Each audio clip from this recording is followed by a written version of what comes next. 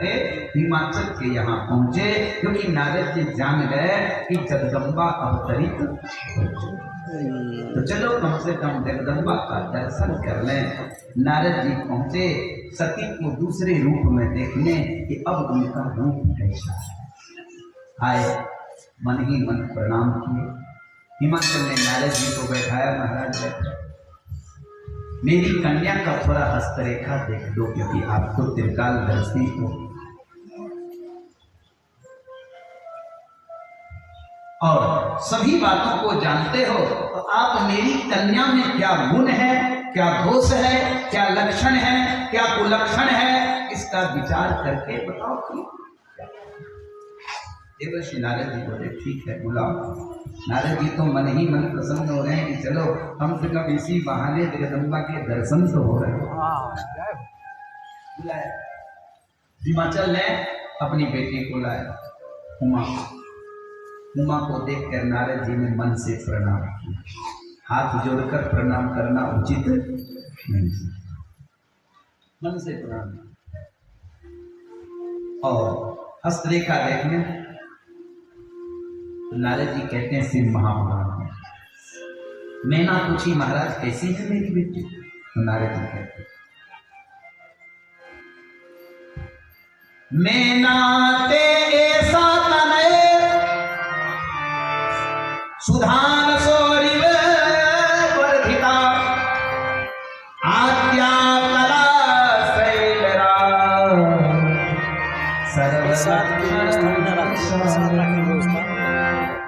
हिमाचल ने कहा कि नारद जी बोले हिमाचल से महाराज सुनो, ऐसा मैना ऐसा तनया ते सर्व सुधांशो वर्धिता।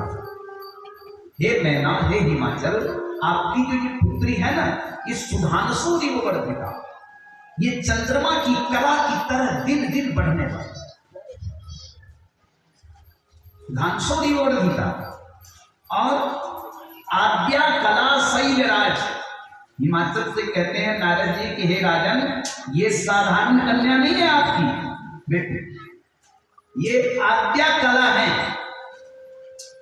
आद्या कला शैलराज सर्व लक्षण सालनी, इनमें कोई ऐसा लक्षण नहीं जो नहीं हो, ये सब गुण संपन्न है, सभी लक्षणों से। जगदम्बा में कोई लक्षण में कमी हो सकती है? नारद जी ने सोचा जिनसे सारी विद्या जन्म लेती है, चतुर्दश महाविद्या कौन है? जगदम्बा है। और चतुर्दश महाविद्या के बाद कोई विद्या है? और चतुर्दश महाविद्या में ज्योतिष आदि व्याकरण सब आते हैं, व्याकरण ज्योतिष आदि सब तो उसी में है। और वह महाविद्या स्वयं जगदम्बा है, तो उनमें कोई कमी नहीं है, इसलिए सर्व लक्षण सब गुणों से। हिमाचल बोले तब तो बड़ी प्रसन्नता की बात है। नारद जी बोले लेकिन अब एक बात सुनो। कहे क्या? कहे कुछ गड़बड़ी है। कुछ गड़बड़ी है। काम बिगाड़े तीन, अगर मगर लेकिन, ये तीन चीज लग गया तो काम बिगड़ जाए। अगर मगर लेकिन, ये तीन चीज आदमी को छोड़ता है। किसी आदमी से कहो चलिए शिव पुराण सुनने के लिए, कितने बजे से? 4 बजे से। चलिए स्वामी जी का दर्शन करने हरिद्वार से, कितने बजे? 4 बजे। ठीक है, तो बहुत खुशी से कहेंगे ठीक है कल आप हमको साथ कर लेना जब चलना तो। जब आप जाओगे तो बोलेंगे कि आप ही जाइए, हम नहीं हैं। क्यों? जाने की इच्छा नहीं है। बोले नहीं इच्छा तो है, मगर बस मगर पकड़, मगर किसी को छोड़ता। बोलो इस मगर से कोई बचा है? तो बोलचाल की भाषा में तो किसी से कहता है आपका काम तो हम कर देते लेकिन, बस लेकिन जिसमें लगे वो काम बिगड़े, मगर जिसमें लगे वो काम बिगड़े। तो काम बिगाड़े तीन, अगर मगर लेकिन। नारद जी सोचे अब थोड़ा लेकिन लगा। नारद जी बोले सुनो मान। बोले क्या? कहे कर रेखा ब्रह्म लिपि नान्यं लिखा भवती ध्रुवम। नारद जी कहते हैं शिव महापुराण में कि कर रेखा ब्रह्म लिपि नान्यं लिखा भवती ध्रुवम। हे राजन, हाथ की रेखाएं ब्रह्म के आदेश है, ब्रह्मा की लिखी हुई है, वो ब्रह्म लिपि है, ब्रह्मा की भाषा है। कर रेखा ब्रह्म लिपि नान्य लिखा भवती ध्रुवम। वो जो लिखा है वो होके रहेगा, वो कभी मिथ्या नहीं हो सकती। इसलिए हे राजन, कुछ बात है जिसको सुनो। हिमाचल में क्या बात? अब तो डर गए। मैंने बोली महाराज कुछ गड़बड़ी है, विशेष क्या है? बोले विशेष नहीं है लेकिन है। ठीक है, तो कहते हैं इसके जो पति होंगे वो अवगुणी अमान, उसको मान सम्मान की कोई चिंता नहीं रहती, उदासीन, उसको संसार से कोई मतलब, और माता पिता ही, उसके पास माँ बाप नहीं।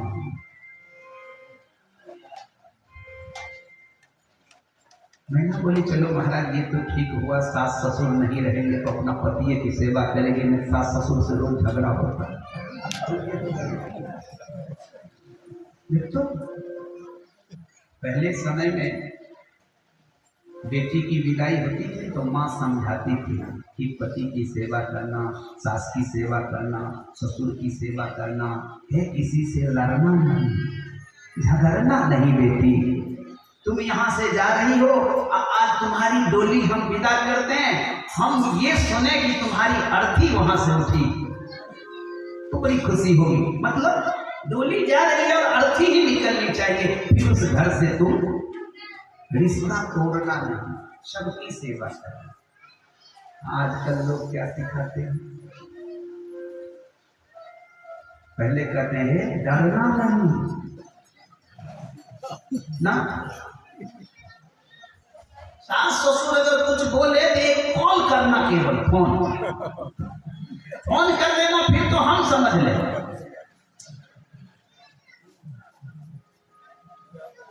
एक चीज याद रखो, बेटी अगर ससुराल चली जाए तो कम से कम 10 साल तक माँ को सबसे कम बात करना चाहिए बेटी से, नहीं तो बेटी बिगड़ जाए। जिसकी माँ सबसे कम बात करेगी बेटी से, उसकी बेटी ससुराल बस है। अगर माँ विशेष बात करने लगी, अब पूछने लगी, आज सास कुछ बोली भी, आज ससुर कुछ कहे भी, तो समझ लीजिए उसकी ससुराल बसना। अगर बेटी को चाहते हैं वो ससुराल में बसे, किसी प्रकार की झड़ समस्या ना हो, तो मां को सबसे कम बात करने दें मोबाइल।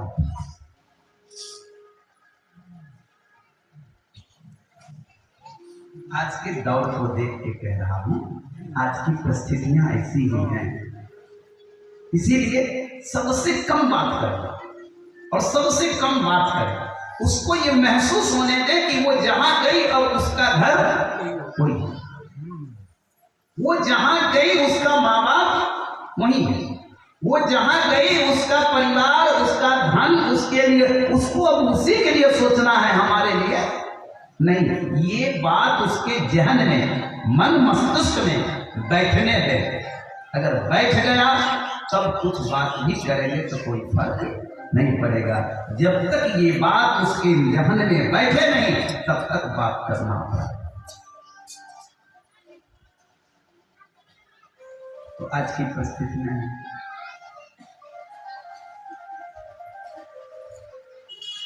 तो परिस्थितियों को देखते हुए तो नैना हमारा कहीं कहे सास ससुर भी नहीं होंगे, कहे नहीं क्या, तो ये भी कमी रह गई। अच्छा और क्या क्या? बोले माता पिता तो नहीं होंगे, अब वो जो इसके बर होंगे तो उदासीन। महाराज हमेशा उदासे रहेगा तो मेरी बेटी का क्या होगा? अब गुणी बोले हाँ आओ गुण भरा होगा, कोई गुण नहीं। रामचरित मानस अगुण अमान मात पितु हीना अगुण अमान मात पितु हीना